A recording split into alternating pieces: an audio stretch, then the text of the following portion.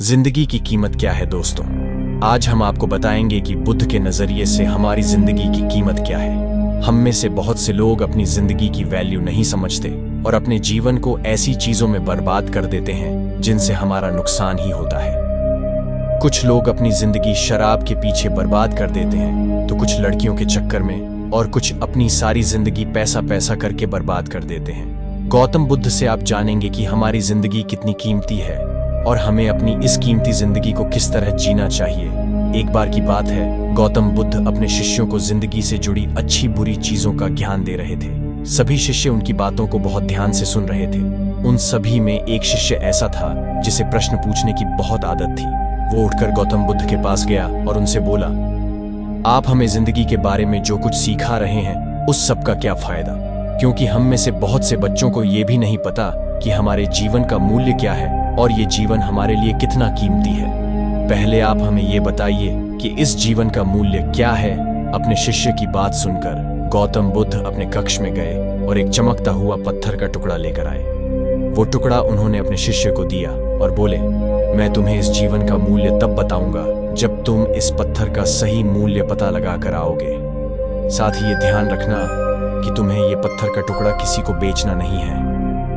गौतम बुद्ध की बात मानकर वो शिष्य बाजार की तरफ चला गया। बाजार में सबसे पहले उसकी नजर एक फल बेचने वाले पर पड़ी और उसने वो पत्थर उस फल वाले को दिखाया और बोला, इस पत्थर के बदले आप मुझे कितने फल दे सकते हो? फल वाला बोला, ये पत्थर कुछ खास तो नहीं है, लेकिन फिर भी इसके बदले में तुम्हें 10 केले दे सकता हूं। वो शिष्य उस पत्थर को लेकर आगे चला गया। फिर उसे एक सब्जी वाला मिला। शिष्य ने उस सब्जी वाले से उस पत्थर की कीमत पूछी। सब्जी वाले ने उस पत्थर को ध्यान से देखा और बोला, इस पत्थर की कीमत के बदले में तुम्हें ज्यादा से ज्यादा एक बोरी भरकर सब्जियां दे सकता हूं। इसके बाद वो शिष्य उस पत्थर को लेकर एक सोने के व्यापारी के पास गया। उस पत्थर की टुकड़े की चमक देखते ही उस सुनार ने उसकी कीमत 100 सोने के सिक्के लगाई। शिष्य ने वो टुकड़ा बेचने से मना किया तो वो सुनार उसके बदले 200 सोने के सिक्के देने को भी राजी हो गया, लेकिन शिष्य ने वो पत्थर नहीं बेचा। इसके बाद वो शिष्य एक हीरों के व्यापारी के पास गया और उनके सामने उसने वो पत्थर के टुकड़े को रख दिया।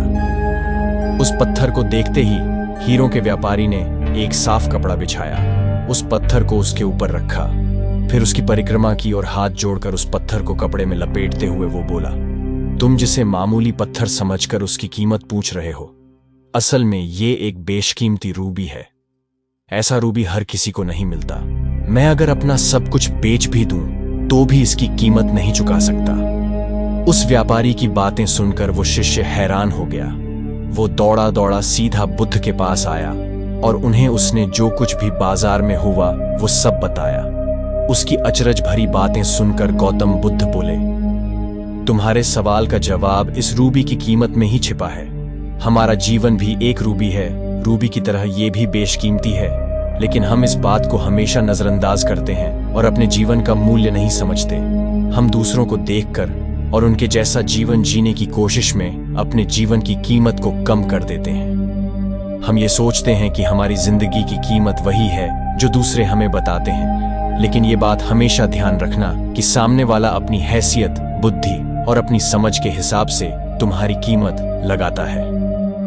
जिंदगी सिर्फ एक बार मिलती है, इसलिए इसको बर्बाद ना करें। अपनी जिंदगी को उतना ही कीमती समझें जितना कीमती आप अपने बैंक में रखें रुपयों को समझते हैं। आज के समय में लोग अपनी जिंदगी से ज्यादा कीमती प्यार, पैसों और दिखावे से भरी चीजों को समझते हैं। प्यार के चक्कर में लोग सुसाइड कर लेते हैं। पैसों के चक्कर में ऐसा काम करने लग जाते हैं जिससे उनकी जिंदगी बर्बाद हो जाती है।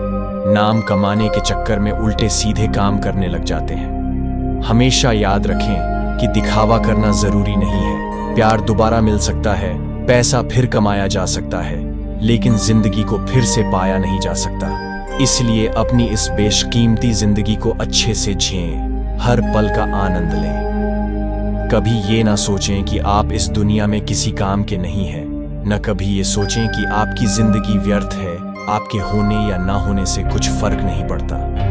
जब भी ऐसे नेगेटिव विचार आपके मन में आए तो खुद को बस ये याद दिलाएं कि जीवन एक रूबी है और ये बेशकीमती है। गौतम बुद्ध, जो कि महात्मा बुद्ध, भगवान बुद्ध, सिद्धार्थ व शाक्यमुनि नाम से भी जाना जाता है, उनका जन्म लुम्बिनी में 527 ईसा पूर्व इक्ष्वाकु वंशीय क्षत्रिय शाक्य कुल के राजा शुद्धोधन के घर में हुआ था। महात्मा बुद्ध ने नश्वर संसार के ताप कष्टों को दूर करने तथा जीवन का रहस्य जानने के लिए गृह त्याग किया और लंबे समय तक काया कष्ट सहकर ज्ञान प्राप्त किया। उन्हें जीव जगत का बोध हुआ, इसलिए वे बौद्ध कहलाए। उन्होंने मानवता को अहिंसा का उपदेश दिया। कोई गूढ़ या ज्ञान की बात कितनी भी सरल भाषा में कही जाए तो भी संपूर्ण समझ में नहीं आ पाती है, लेकिन उसे कहानी का रूप दे दिया जाए तो वह सहज ही हमेशा के लिए याद हो जाती है।